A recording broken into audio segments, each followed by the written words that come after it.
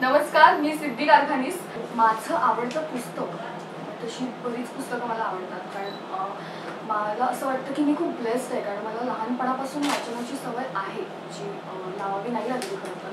आणि माझी आई असं म्हणायची की माझ्या बाईंना असं म्हणायची की तिला प्लीज सांगा, ही जेवताना सुद्धा पुस्तकं वाचते. आणि लायब्ररीयन असं म्हणायचं की तू खरंच पुस्तकं वाचतेस ना, की फक्त चाळून परत आणून ठेवतेस.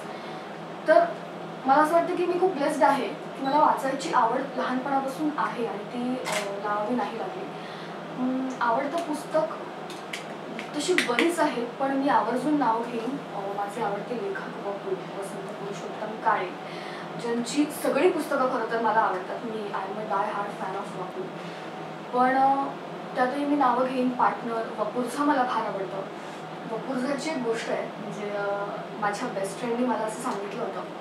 माझ्या बेस्ट फ्रेंडचं असं म्हणणं होतं की कधी लो फील करत असशील किंवा अपसेट असशील, डिप्रेस्ड असशील, तेव्हा वपूरझा हे असं पुस्तक आहे की डोळे बंद करून जस्ट एखादं पान उघड आणि वाच, आणि आणि तू तू खूप तुला खूप छान फील होईल.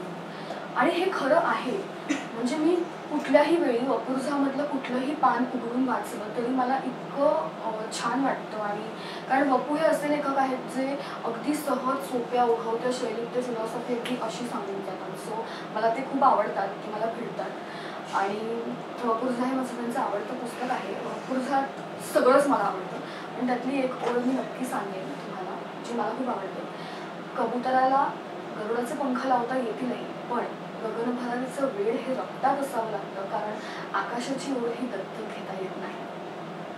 तर वपूरझा हे माझ्या बेस्ट फ्रेंडने मला सजेस्ट केलेलं माझं आवडतं पुस्तक आहे. आय एम शुअर आत्ता ही क्लिप माझा बेस्ट फ्रेंडही पाहत असेल. सो ते माझ्या खूप जवळचं पुस्तक आहे. आणि मला अशी काही फिलॉसॉफी वगैरे नाही सांगायची, पण मला त्या गोष्टी करायला खूप आवडतात ज्यात मी रमते.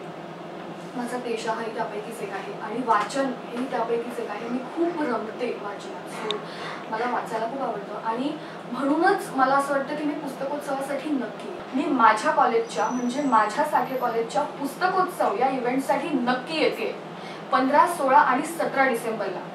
तुम्ही येताय ना?